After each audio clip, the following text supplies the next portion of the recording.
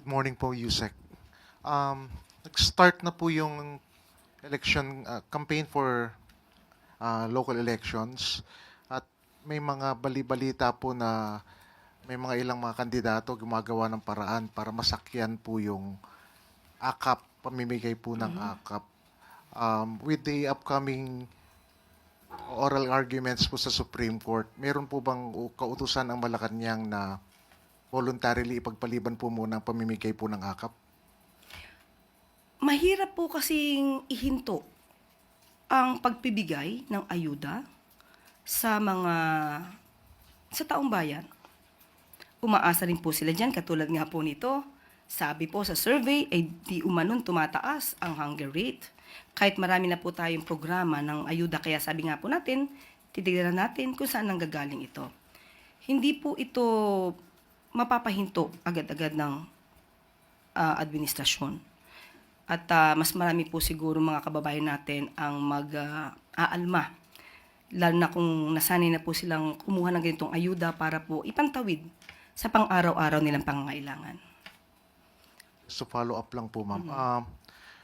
Isa po sa mga contentious issues po dito sa 2025 GAA, ito nga pong allegedly ay insertions ng AKAP.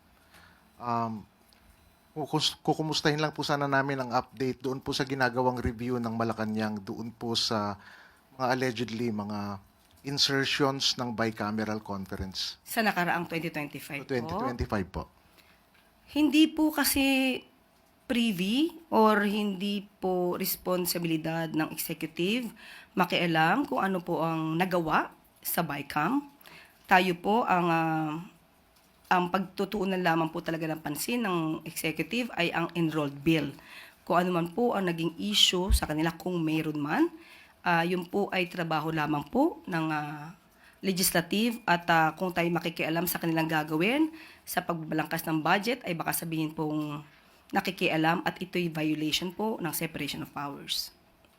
So ano po yung ginawa ng Malacanang very recently po na pagkatapos pong mapirmahan yung GAA, adjustments ng kung ilang millions from one department lilipat sa kabilang department, paano po yun? Nire-review lamang po iyon para po sa pag-spend po ng budget. Tapos na po. Dahil may mga cut-cut po. Araw-araw pa po para as of the moment, ang pagkakaalam ko po ay nagkaroon ng mga review.